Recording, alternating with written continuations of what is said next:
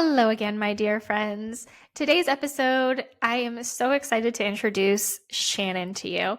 Shannon's remarkable journey in animal communication has equipped her with a profound understanding and the necessary skills to create a safe and nurturing space for you and your beloved pet, enabling you to forge a deeper bond. Animal communication extends beyond simply decoding interspecies messages. It encompasses building a connection with you, the human companion. Shannon recognizes this crucial aspect and places great emphasis on fostering a strong bond between you and your pet at every stage of life. Even after your furry friend has passed into the spirit realm, Shannon believes in supporting both you and your pet to maintain a sense of closeness and connection. She understands that complications may arise, and she is here to lend a helping hand. Are you seeking a pep talk, a mediator, a translator, or an objective new voice? Perhaps you're longing for a fresh perspective or an unconditionally loving mentor. Shannon Cutts is delighted to offer her expertise in guiding you through the intricacies of interspecies relationships. Say that 5 times fast. With her gentle and compassionate approach, Shannon can help you navigate the complexities that may arise, providing the support you and your pet need. Tune in to today's episode where Shannon Cutts shares her wisdom and insights, empowering you to cultivate a deeper understanding and connection with your animal companions. Discover the transformative power of animal communication and embrace a new level of harmony and love with your interspecies family.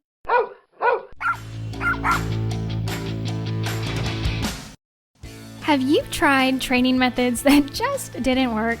Do you feel that your pet is not getting his or her nutritional needs met? Are illnesses and bad behavior your daily norm? You're going to want to join me on the Pet Parenting Reset, where you'll hear interesting and informative interviews and get solutions to all your pet problems. I'm your host, Jessica L. Fisher. Shannon, thank you so much for joining us today. Who is this that you have with you? This is Miss Petal Cutts. She is 4 months old, 4 months young, and she is, if you can pick up little tiny delicate tinkling sounds, that is the sound of the avian babysitter. This is one of my many pieces of very inexpensive costume jewelry that we keep always at the ready for just such times as these. My soulbird Pearl passed just a few months ago, and Petal came along soon thereafter, and that's a whole interesting story for anyone who's listening today who's interested in soul animal reincarnation, because that can be a really powerful way to experience our bond with our animal loves. But I'm so delighted to be here with you today, Jessica, and the important work that you're doing with the whole dog, because that is such a state that speaks to my heart. You and I talked on an earlier recording we did for my podcast, Let's Talk to Animals, about how vitally important it is to not take a cookie cutter approach. And I feel like in our own way, each one of us is providing an essential piece of deconstructing that puzzle, where we're constantly trying to kind of just find something that works well enough. Like, we want to go beyond well enough. We want to go beyond maintain. We want to, boost quality of life to the 150% level. Yeah. So delighted to be here today. Well, I am just thrilled to have you as well. And your website, Animal Love Languages, is, I wanted to kind of put that out there at the beginning of our chat today, so anybody listening could kind of type that in and browse and look a little bit, because at the very top of your page, it is so catchy to me. It says, "What if a single conversation could change your pet's life?" And I was like my jaw on the floor, like, oh my goodness, because this could really mean anything. Of course, in the context of what you are doing, it means one specific thing, but it could mean anything. It could mean a conversation that you are listening to on a podcast as you are doing right now. It could mean a conversation you have in your healthy pet store with someone who works there. It could mean a conversation with someone online who has a little bit more experience in maybe more holistic modalities or a little bit more education and nutrition. But in your case, tell me a little bit about what that means in your case.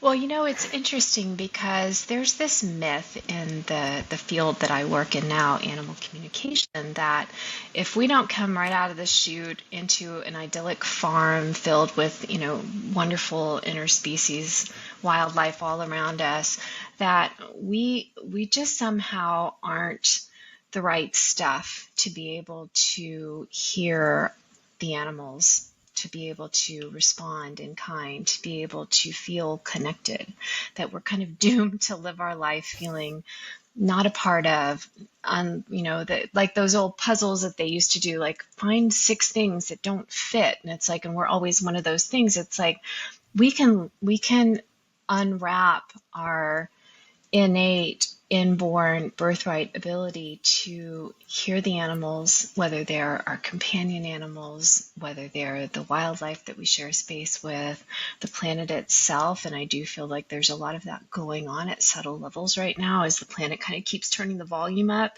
And also be able to hear ourselves better and deepen the relationships we have with other human animals and reconnect with all of life going on around us. And so I want to start by preface what I'm about to share about what I do and the field that I'm a part of by saying, if you're listening to this and you're like, geez, I'm too old, I missed the boat. No, you're not. I learned how to do this when I was 50. And we come to it when we're ready, and I don't mean that ready like necessarily just in our schedule and having time, but in our soul, in our heart, when we're brave enough to challenge what we've always believed to be true. And so the work I do started many, many years ago when I started hiring animal communicators. I was hiring people like me, what I do now, because I believed in it. And I would wait with bated breath to hear what my turtle thought of her lunch, or what my dachshund thought of his new food, or what my cockatiel petal thought of her new casa. And one day, one of the communicators I worked with said, you can do this. And I didn't hear her at the time because it wasn't in my frame of reference. I firmly believed I can't do this. That's something that you're born with, like enough talent to win, The Voice or whatever talent show is going on these days, or the high school spelling bee or whatever it is. And now I've discovered she was absolutely right. And it actually started with a very simple, I've had a meditation practice since I was 19, and one day, shortly after my very best friend passed away, suddenly I was meditating and I heard the words, "You are an animal, sensitive and intuitive." And I thought, that is fascinating, but I don't know what the heck that means. And that led me on a journey. It doesn't always have to be that dramatic, but I'm going to just go out on a limb and assume your listeners who are tuning into this particular podcast versus maybe some of the other features that you've done on raw food feeding or positive dog training, they may have an inkling of curiosity. And so I just want to share that everyone is invited to this particular party. It's never too late. That's I love awesome. the work that I do today, and I really feel like the other day I rescued a hatchling aquatic turtle in our backyard. A week before that, I helped to safeguard a nest of baby wrens that was in one of our flower pots. And so it's like, we don't have to have ambition to be some kind of I didn't start out looking to be a professional animal communicator. I just wanted to stop feeling so isolated and alone. and feeling like I was the sole alien species, the one that didn't really belong. You don't actually have to have a reason beyond simply the love in your heart. And if you start with that, your path will naturally unfold in absolutely the way that is best for you, for your own individual highest and best good, and also for the way that is best for the good of all. I firmly, I don't just believe that, I live it, I've felt it, I feel it in my own life, I see it in the lives of my students and my clients, and definitely the animals that we serve as well. There's a lot to unpack in there. First of all, would never have guessed you are even 50 years old. You do not look it. For anybody watching on YouTube or Rumble, I'm sure will agree with me. They have these wonderful little filters. And, bangs are the 50-year-old's Botox. So, but they've got these wonderful little filters now. And, it just, I guess, you know what? I honestly think the animals keep me young. They definitely keep me active and sweating because I'm always up and out. And I'm sure you see that with your clients as well. It's like our pets keep us young in a way that's very complementary to how kids keep us young. Yeah. If we want to stay in touch with our youth, with our inner youth, even if we get up and are like, I don't really recognize that person in the mirror anymore. We recognize ourselves on the inside by surrounding ourselves with kids and pets. Oh, that is so true. That is so, so true. And I love how you said that you were just looking to belong, because I think far too many people can resonate with that, because we have become so far removed from how humans are supposed to live and coexist in nature. And it does give us this deep sense of not belonging. And we don't really know where that comes from or how to fix it. And we try all these things to fix it, when if we just got back in nature, that would solve so much of it, right? Mm-hmm. And so I'm sure that's one of the things you probably noticed when you started communicating with all of these wonderful creatures, that they're like, I'd be interested to know that.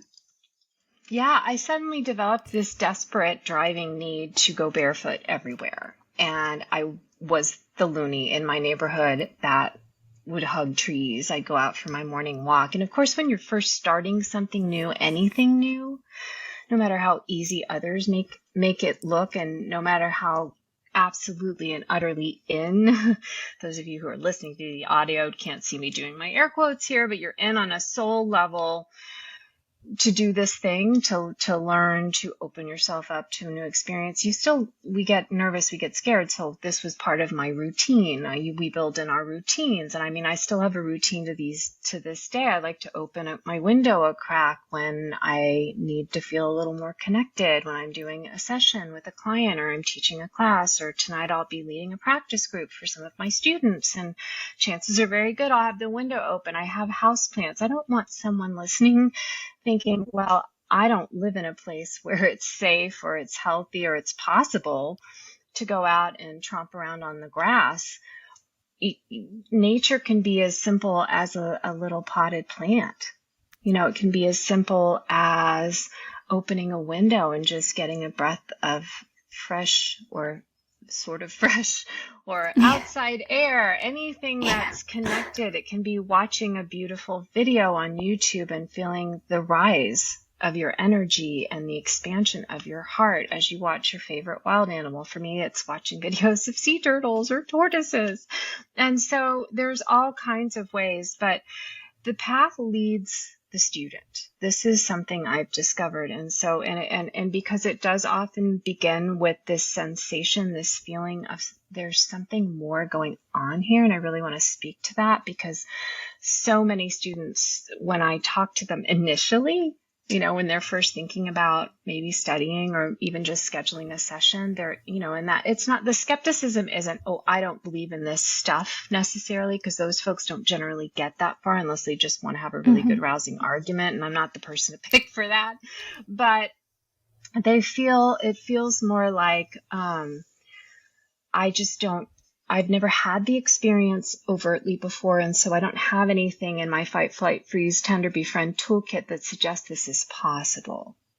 And yet when we start to unpack what's going on, they can absolutely point to moments when they have felt their animal is not just trying to communicate with them, but is actually getting through.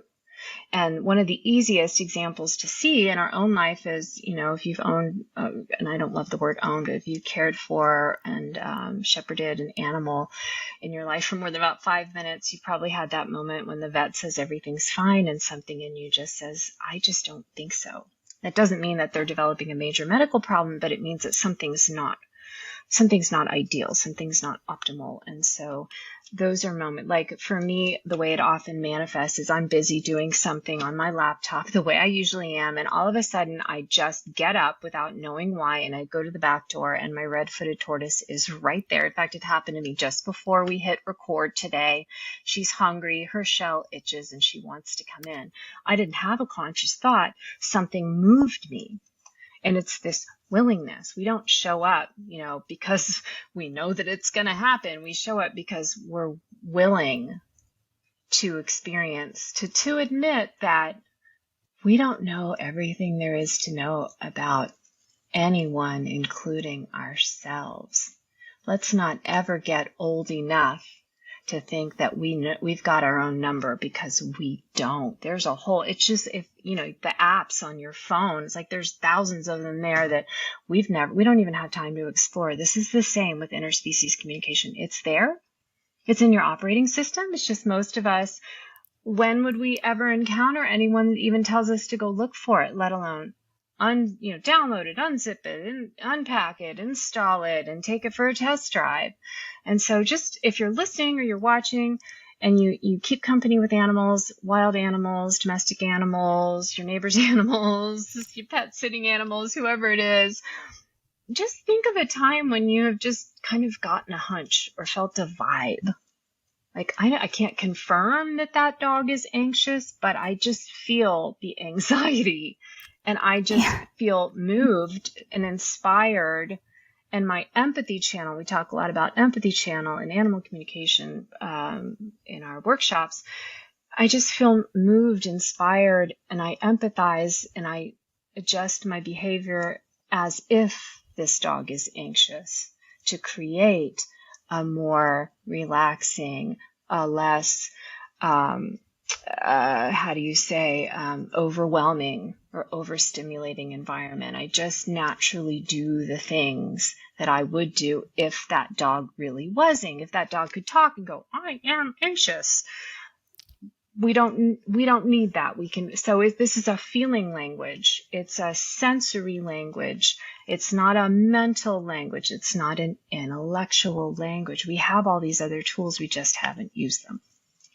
Most of us just haven't used them. If anything, maybe we've just taken them for a test drive around the cul-de-sac, and then we've come right back and gone right back up into our heads.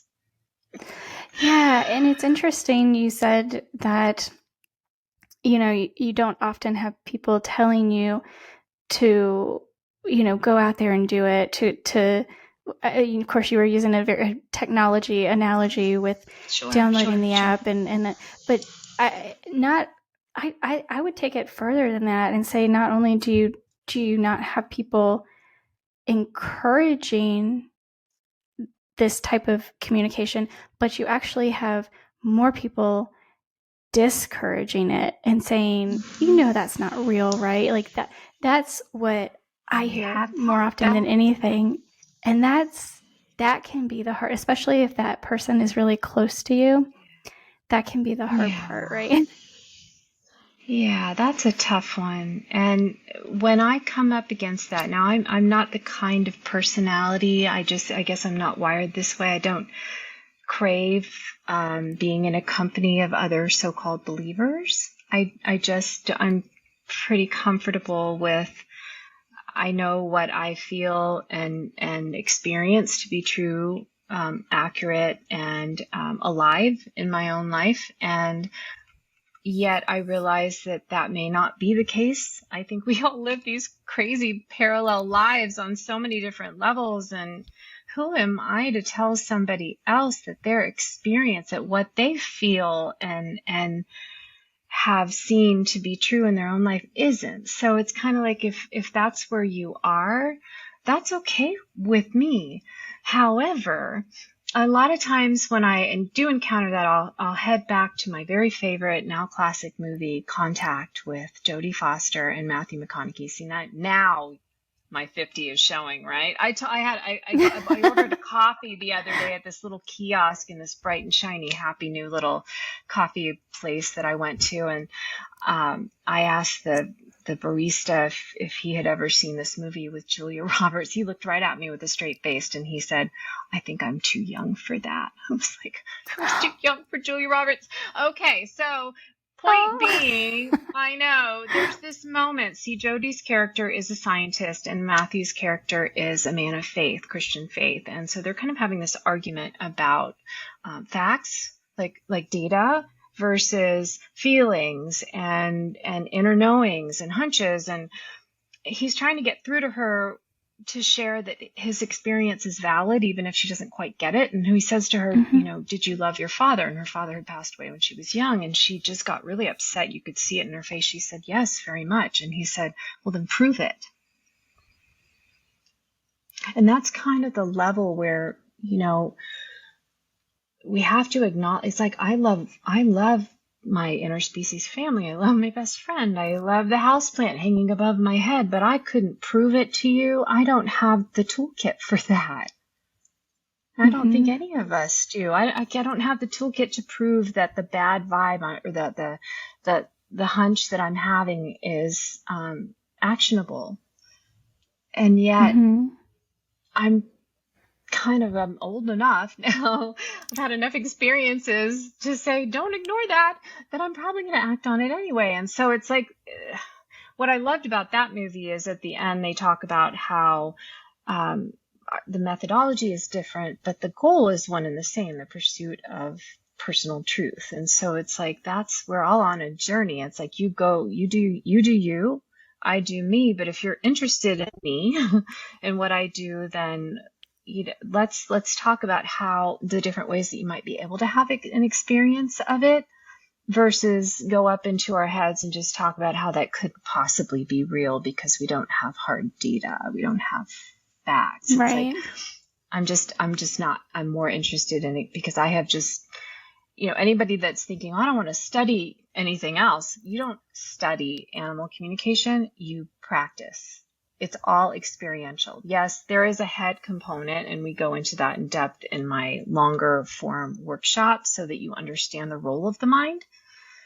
But the conversation isn't happening there. I often tell my students, if the mind is talking, the message has already been sent and received. So if your mind is busy, you've already gotten something. Let's stop for a moment and see what it is. That's very interesting.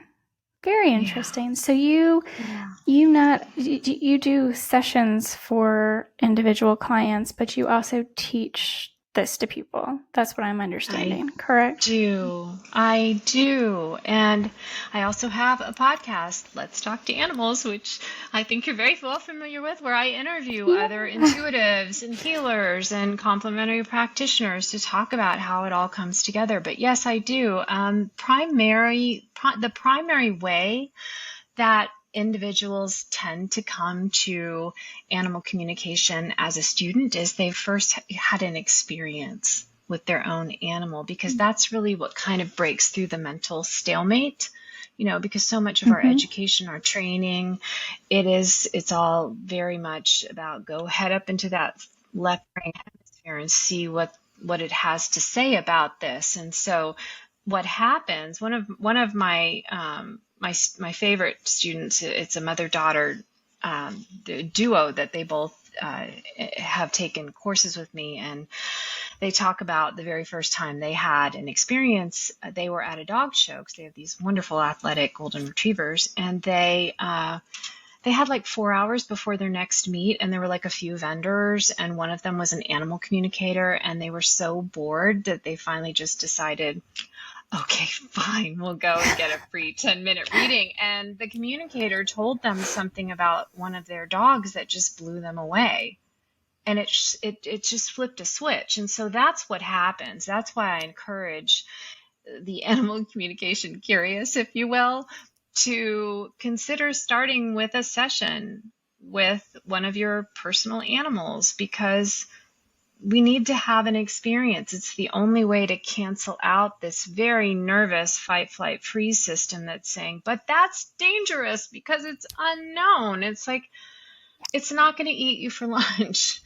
That system just doesn't know the difference between a text message and the saber-toothed tiger. It doesn't distinguish, because distinguishing means you probably just got eaten. We just can't stop to just, so we have to kind of do a little bit of extra work to parse apart. Wait a minute, I want to have that experience.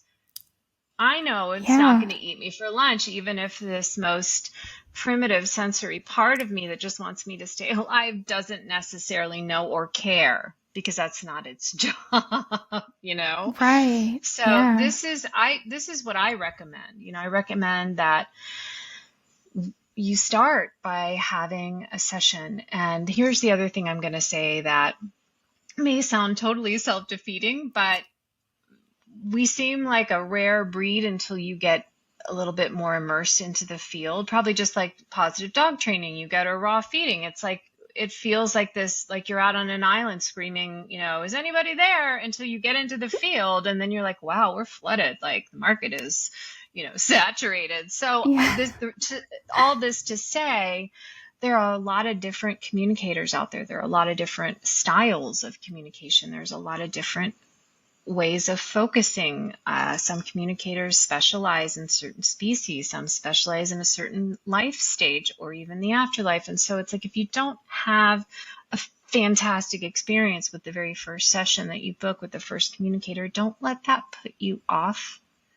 There are too many of us to give up that easily. Try again, and continue until you do feel something move you that isn't coming from your mind. Yeah.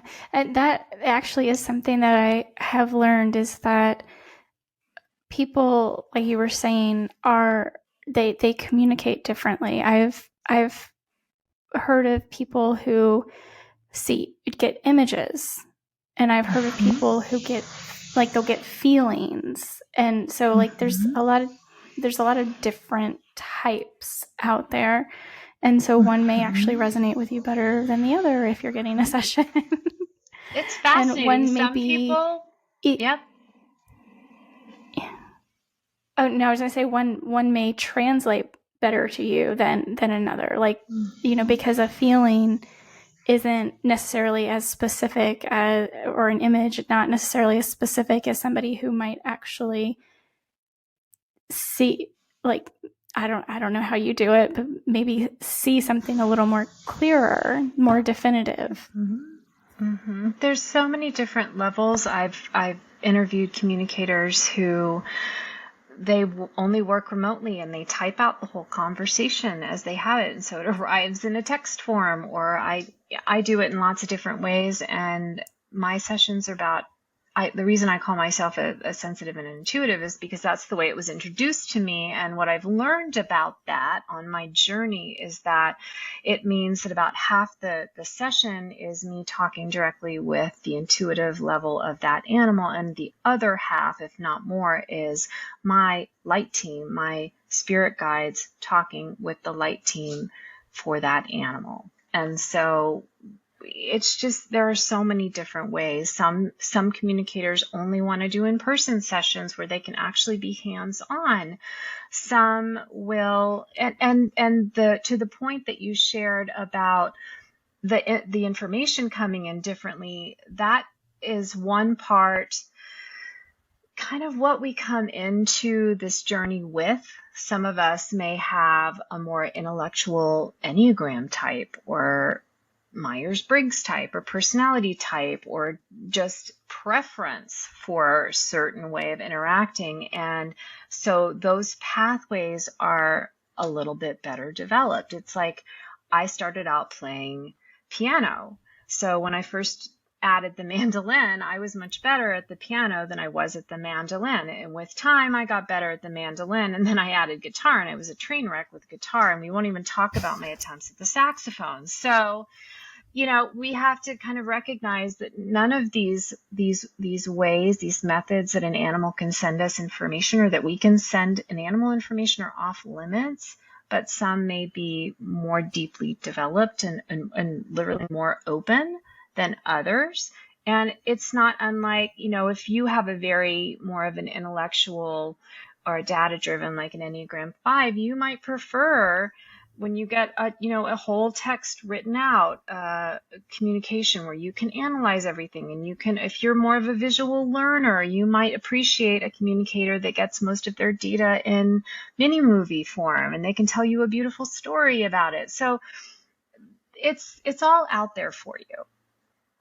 And this is the biggest, I love that you brought this up, because this is actually the biggest part of the journey. Again, it's what's possible. What do I enjoy? And where am I in terms of the progress meter of unpacking and unfolding these different gifts in my own life? And where would I like to take this further? Remaining open and noticing new things and getting curious and following a thread. I mean, that's why we love to surround ourselves with pets and kids, because they haven't forgotten how to play, how to have fun, how to be creative for the sake of being creative. Yeah. So to me, it seems like, okay, if this is something that you are interested in, I think you've given us two starting points. One is to connect more with nature, get outside, get some houseplants, whatever is feasible for you to connect with nature a little bit more, and then actually go out and book some sessions with people for your own pets or pets around you, so that you can start to see and understand how it actually works. Did I understand that right? Absolutely. And, some people may be listening to this and may be thinking, but that costs money. I don't have the budget for that. I'm kind of maxed out. And what I want to share with you, if this describes you, is that there are also more opportunities to experience it without having to pay a fee than you might realize. For instance, in my practice group that runs once a month, we accept new guests, animals and their guardians. And my students, it wouldn't be unlike going to the hair salon and having a student kind of practice on you. But these are advanced students, and I'm there, and we talk through everything. And so there are groups online on social media that you can join where you can share what's going on with your animal or post a picture, and you can get feedback. So I don't want to present this like it's not inclusive, like if you don't have a certain amount of money or money free for this, that this is off limits. This is something where you can just practice. One of the challenges I present to my own students very early on in our journey is, instead of just watering all your houseplants on a schedule every week, try stopping and feeling which plants you're drawn to, which plants need water. It's very interesting.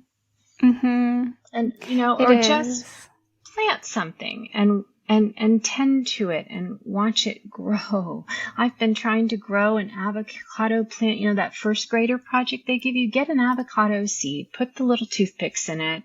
And I don't know, maybe they're 3D printing them now for all I know. But when I was in first grade, this is one of the projects we did, and that dang thing just won't grow. So it's not as easy as it sounds. And just start to get this deeper respect. I mean, I'm not trying to imply that anybody listening or watching doesn't have respect, but it can be heady or it can be sensory. Like, wow, that thing just kicked out a strawberry. How the heck did that happen?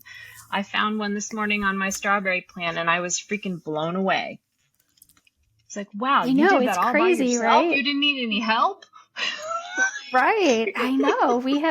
We actually just, for the first time this year, we built a raised garden bed in our backyard. Oh, So we have been cool. growing, and I am telling you, these are the most delicious tomatoes you have ever had. Like what you get at the grocery store doesn't even taste like a tomato, right?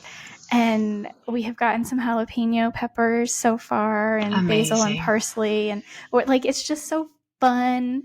But it's funny when you said which of your houseplants are actually talking to you, because I've gotten to the point where I water on a schedule. I probably have a dozen houseplants, and I want more because I'm so drawn to them.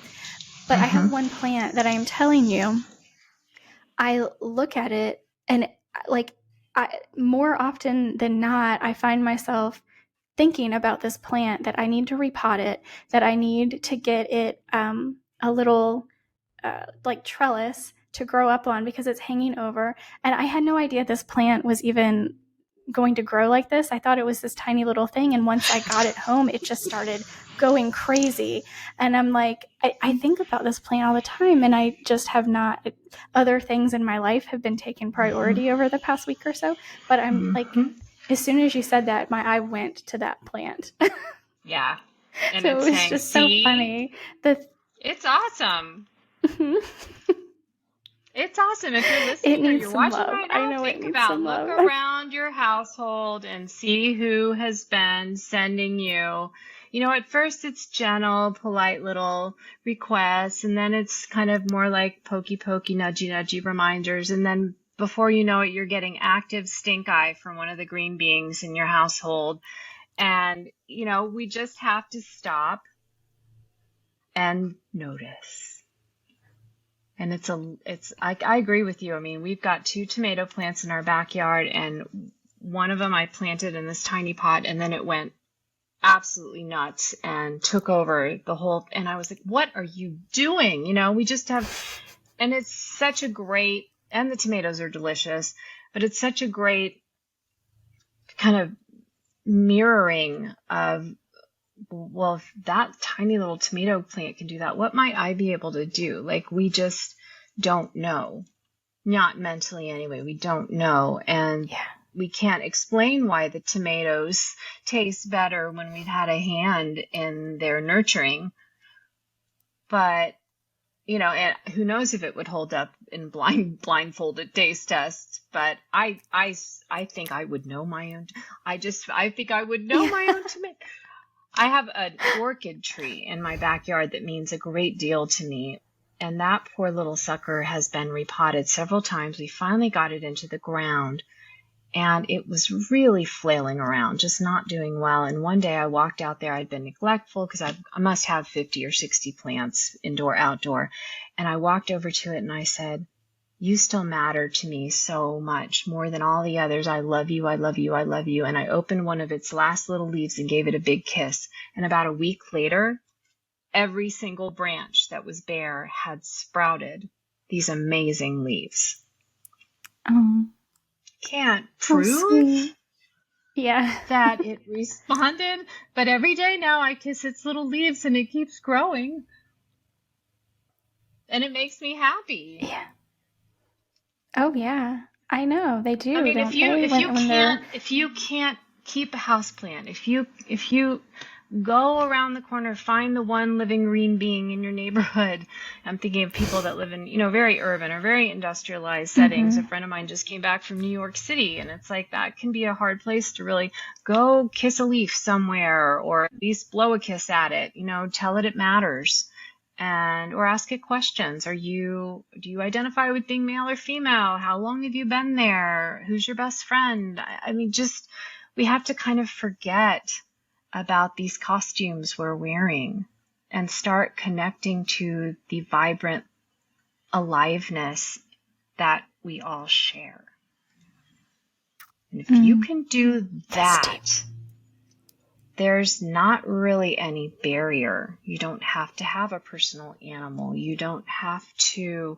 I was walking our dog the other day, and a dog came running at us and didn't know the dog at the time was a neighbor's dog. And our dog is very friendly and all the dogs like him. And so we were able to get this dog and find the owner. But along the way, as we were chatting, the dog told me I don't like my name. And I didn't want to tell the guardian. A lot of rescue dogs come in and they just get a name because the intake is kind of stressful and the staff need to name them something and they don't know the dog's name. And so this dog got the name Nacho, and he's a beautiful white dog. I wouldn't be able to tell you the breed because he's definitely mixed. And he just really just nachos. I mean, when you think of nachos, they're like orange and they're, and they're kind of spicy. And it's like, and he told me, I'm a lover. And he suggested the name Diego. And when I told his person was like, well, I didn't tell my mother. My mother was there one day and she told his person, did my daughter tell you that your dog doesn't like his name? And I'm like over there in the corner. Those of you who are listening can't see me like visibly cringing right now. I'm like, oh my God, no, he didn't ask. You don't tell, And the owner just very calmly said, well, we don't really like his name either. And I said, well, he says he's a lover and he could get behind, so to speak, Diego. And the owner laughed, and because apparently he is not fixed yet. And so he was kind of like trying to hump and mount our dog. So he was like, as my back is turned, he's saying, I'm a lover. And then the owner said, well, I kind of like, I could see him as a Diego, so it's like these very subtle things that happen. So you don't have to have your own animal. You don't have to have your own plant. You don't have to have anything but this awareness that life doesn't have to look a certain way on the outside in order to be alive on the inside, if that makes sense. That's incredible. So for those people listening who may be thinking, that's not my path, that's not something I want to learn how to do, but I would be interested in incorporating this into my animal's care.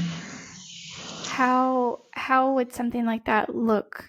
How do you go about a client session? How do you obviously want a client to incorporate this into their overall care routine? And obviously we still need a veterinarian and we still need other things going on. Absolutely. But it's just part of the puzzle. Yeah. Absolutely. I like to speak of it as building your animal's care team, well-being and enrichment team. And we all have different roles to play. We all have different hats. It's not polite to steal each other's hats. We want to refer.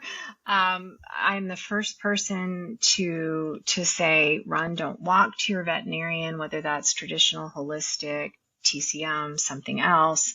If you're, concerned about medical or health related information, and yet there is always going to be a seat at the table for hearing your animal's perspective. Now, ideally, we would be having these conversations daily. Ideally, someone like me wouldn't be necessary because everybody would be awake and alive to this communication, this two-way communication pathway. We're not in that place yet, just as a civilization, as a species. So ideally, we would just be having these facilitated conversations regularly to make sure everything is okay. I got to the habit of doing that. But most of the time when somebody reaches out to me, it's because they do have a nagging question or a concern, or there's a problem, or there's a change coming up.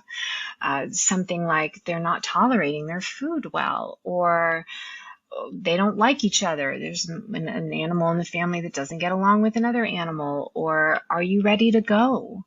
This is a big, big, big one, especially in my practice, is the end of life conversation and the last wishes. And the reconnection and possibly the reincarnation to continue, since in most cases we know this going in, our animals are going to pass before we do. We know this and we still say yes, which I find a daily miracle. It's just amazing to me. It just blows my hair back. But so there's often, one or more questions, and the number of questions and how long they've been building up tends to drive the length of the conversation. But and again, I'm just going to put a caveat on this and say this is how I do it. But my sessions always begin with allowing the animal to speak freely. And this means I just listen. I introduce myself. I use some Reiki energy. I'm a Reiki master practitioner, so I use some Reiki energy by way of introduction to say I'm a benevolent, I'm an empath in your life, and I'm just here to be your voice and to be your advocate if need be, and you can trust me. And then the animal is allowed to speak for however long that animal needs to speak. And then we get to the questions. And by the time, I do work remotely in that I will just speak into a voice recorder. And if the client prefers it that way, I will just send the entire recorded conversation, the two-way conversation. That way I can also work live. When I work live, normally I have connected with that animal in advance, and there's a specific reason for that. Not all communicators do it this way, and I've done it where I just kind of show up and I wait. What I've discovered is, because I'm introverted and because I like to have deep conversations, it's no different than how I prefer to interact with people. I like to have one deep conversation at a time.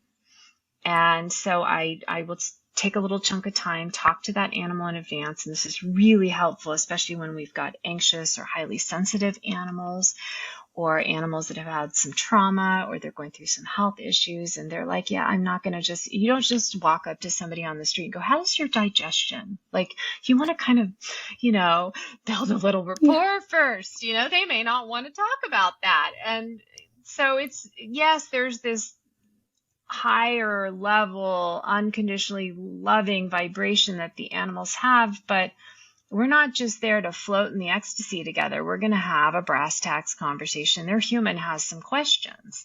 And so this allows the animal to speak. And a lot of times what I find is that the information tumbles out. And by the time we get to the human client's actual 1, 2, 3 questions, the linear questions that the mind kicks out, the animal's already answered them in their own way.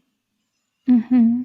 And Yeah. so and each animal is different. I tend to be somebody, all my channels are pretty open, but I do tend to function at the level of deep inner knowings, which is those hunches that I'm talking about, where you just know something, you can't unknow it. Like, I love my father. I know this. I feel this to be true. And because of that, it took me a little bit, maybe longer than normal, to learn animal communication, because I didn't realize that was a pathway. And so I was just missing all of my own information that was coming in. But that I tend to kind of have that. And then what happens if a human guardian wants to get on the phone or the Zoom with me live, and they choose that kind of a session, then what happens a lot of times is that we can go two-way back and forth with that animal and clarify. Maybe there are some things that the human doesn't understand. Maybe it's good to know this food doesn't agree with you, but what part of it, or what would you prefer? Or I don't understand that.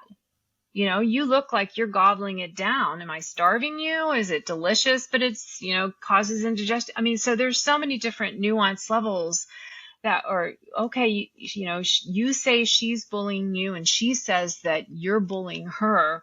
What's really going on? So there's a lot to this conversation. And if we can, again, just kind of forget about species a little bit, like I share with my students, I also share with my human clients, we already know how to have a conversation. We already understand how something that feels and sounds simple can become a little bit more convoluted or complex. And so if you kind of, again, forget about species, you can start to imagine, well, why would I want to have a conversation with my animal? And how would that deepen our trust and and improve our communication and boost our shared confidence. A lot of times it's that human that needs more confidence, especially if that animal's new to them, or if that animal has had a big life change and things have shifted, and the daily care routine that everybody has counted on for so long no longer applies. And that can really rock our confidence. And sometimes we just need, for me as a communicator, as an intuitive, for me, it's like, I'm there for you and your animal, and let's talk about what's really going on. And let's get it down out of the head, this left brain logic analytic, and into the heart. And you can start to kind of feel for yourself and just trying to boost that confidence, get you back to where you're not feeling so maybe overwhelmed or intimidated, or just kind of exhausted or aggravated or irritated or angry or whatever. It's like sometimes there is a venting aspect to it too. And it's about inviting a safe and yet it's like a more objective, just a listening ear and really a cheerleader. Like for me, this is just how I work, but I'm just your cheerleader. You guys are together. You have a soul contract. I'm not here to argue about that. But we don't come here, at least I haven't yet met anyone whose life has been a nonstop vacation from start to finish. So we come here to learn, we come here to grow, and that can be really uncomfortable. And I know how important mentors have been in my life. I wouldn't be here without some of my mentors. And so that's one of the roles that I offer during our sessions, is to be someone who maybe just will see things a little differently and just bring let's just get some new information going in here. Let's just maybe shed some light in some maybe underserved areas. And let's get a little curious, okay, it's an issue. Okay, it's a problem. Okay, it's maybe even a big deal, but we just hold it lightly and just allow it to share its wisdom with us. Does that make sense? Oh, yeah. Yeah. Oh, my goodness, yes, for sure. Yeah. Well, Yeah. I think first of all, I appreciate you coming on and talking to our listeners. This has been really incredible, eye-opening, and hopefully it kind of touches people the way I know it touches me. And would you mind, I know we already mentioned it earlier, but how can people find you, learn more about you, if they wanted to take any courses with you or just book you for a session? Where can people find you to do that? AnimalLoveLanguages.com is the easiest way. We're just, it's not hard to find us. If you prefer socials, you can find us at Instagram at Love and Feathers and Shells, and you spell out those ands, A-N-D. And you can also meet some of my interspecies family members. You can head over to YouTube. I've got a lot of free trainings over there at SM Cutts. Super sexy handle, I know, but what can you do? And also my podcast is hosted over there. But, AnimalLoveLanguages.com, you can email me, Shannon at AnimalLoveLanguages.com. You can reach out that way, and we can chat about kind of what your heart is bubbling up with, and kind of where you're feeling drawn, and most importantly, what is prompting your interest? What's going on? What's going on? Are you thinking about getting a new animal? Are you thinking about adding an animal to the family? Do you have an animal who's transitioning into a different life stage or transitioning into spirit? Are you missing somebody who's in spirit? Are you hoping maybe they'll come back, and how will you find them? And there are so many different, but what's bubbling up inside you? What is drawing you in this super saturated, overwhelming online and as well as in-person daily life that we live? What is keeping this at a volume in your heart where you keep kind of coming back to it? Let's unpack that a little bit more, and maybe I can be of service to you and your animals on that journey. Yeah. Yes, absolutely. And I appreciate so much I feel like you're like a therapist. You talk like a therapist. You're very calming and I appreciate that so much. Oh, it's my So pleasure. It's certainly passing along everything that I have learned. There have been many amazing souls, truly unconditionally patient souls who have listened to me, and I still have them, and we can all play those roles for each other. And for those of you who are listening and maybe you just kind of want to learn a little bit more about all of this, but you're not really ready to really initiate a conversation yet, I would direct you to my podcast where you could meet a ton of awesome communicators as well, in addition to me. And also there's a free tools section under the Learn With Me tab. And I've got lots of free resources, including a really cool tool called Why You Pick Me. And I'm still developing it, but right now we're featuring 5 species: cats, dogs, horses, reptiles, and avians. And so you can find out what if you've just got a favorite, and if you've got all 5 favorites, that's okay. But most of us, like for me, it's parrots. Like I've had a parrot companion since I was 8. I started begging for one when I was 7. Like, what is it? And turtles. Like, what is it about these animals? Why is my soul drawn to them? Why does it feel like, yeah. if I don't have a dog in my life, if I don't have a cat in my life, if I don't have a horse to look forward to seeing every day, my soul's going to wither up and die. And so you can actually click on it and you can find out what the species has to share about why, one aspect at the soul level, why you're so drawn to this particular species group. So that's a really fun one that your listeners and viewers may enjoy. Oh my gosh, yes, so interesting. I'm going to go check it out as soon as we get off. Yeah. All right. Well, I will make sure to put your website link in the show notes as always. And Shannon, again, thank you so much for being here and talking with us. And I know I always end just telling everybody to give their pets a little extra love from me, but you might have a little different message, and that's okay. Well, you know what? The world is never going to be poorer for one additional belly kiss or a head rub or a little patting session or a little massage or maybe a treat. And so I'm going to second that, more love, more love, more love, more love, more love, more understanding, more empathy, and you know what? More self-love. Give yourself some credit. We can only do for others and be for others to the extent that we also do and be for ourselves. And that typically tends to be the toughest of all of our lessons on this path. So don't forget about yourself. Yeah. A treat for a treat, a hug for a hug. How about that? Oh, I will second that. Yeah. All right, guys. Thank you so much for being here, and I will talk to you next week. Thank you so much for listening to today's episode. Make sure that you're following the show so you never miss an episode. And please take a moment to rate the show on your podcast app.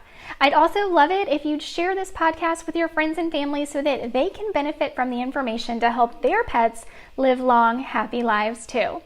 Don't forget to take advantage of this special discount as a listener today and get access to over 100 online videos in my online dog training, The Furry Family Coach.